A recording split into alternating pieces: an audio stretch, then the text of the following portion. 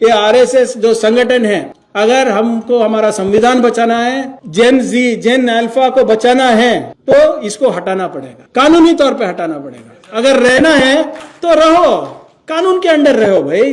कर्नाटका में अगर उनको काम करना है तो कानूनी तौर पे करना पड़ेगा।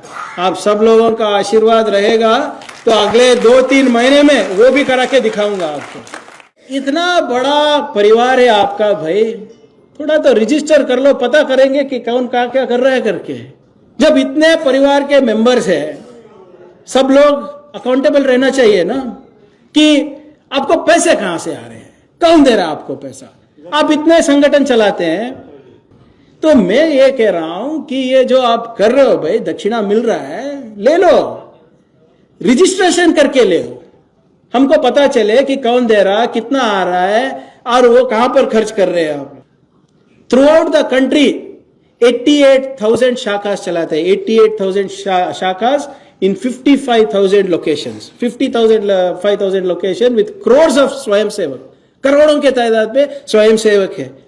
तो एक सरकार की जिम्मेदारी नहीं बनती है कि अगर आप 90,000 शाखाएं चला रहे तो कहां चला रहे, कौन इसके मेंबर्स है, पैसे कहां आ रहे हैं इसके लिए।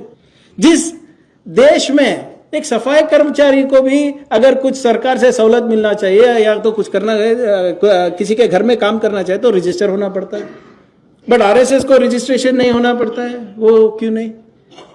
अभी डॉक्टर साहब ने बोला कि लाल किले में खड़े होकर प्रधानमंत्री ने बोला कि आरएसएस विश्व का सबसे बड़ा एनजीओ है।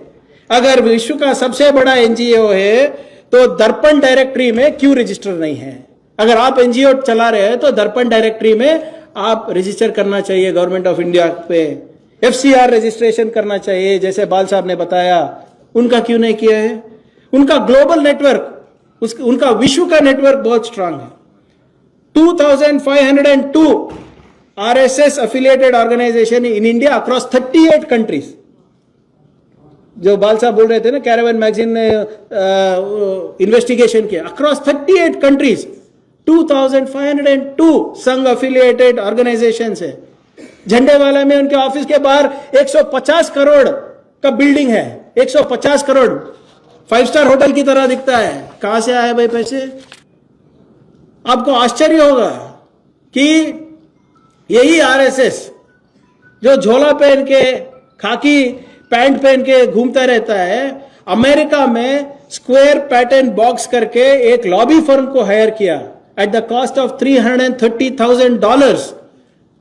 और आपको सुन के और हैरानी होगी, ये स्क्वायर पैटर्न बॉक्स जो लॉबी कर रहा है आरएसएस के लिए अमेरिका गवर्नमेंट के साथ, वो पाकिस्तान के लिए भी लॉबी कर रहा है।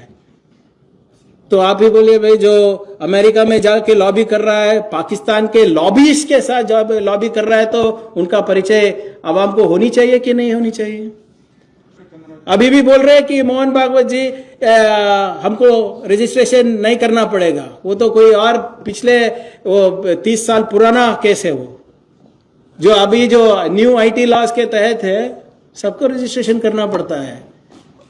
मैं यही कहना चाहता हूं कि जब इतना बड़ा इकोनॉमिक एक्टिविटीज कर रहे हैं संगठित रूप से, तो रजिस्ट्रेशन तो बनता ही उनको।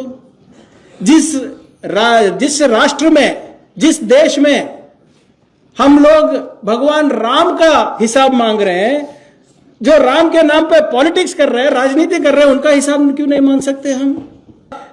मेज ठोक के बैन नहीं कर सकते क्योंकि वो रजिस्टर ही नहीं है, तो बैन क्या करेंगे। आप रजिस्टर करो भाई, अगर आपने कुछ किया तो बैन करूंगा, पहले तो रजिस्टर हो जाओ। तो कानून के दायरे में ही नहीं आना चाहते हैं। जो देशभक्त है वो जंग को गए, जो देशद्रोही है वो संघ को गए।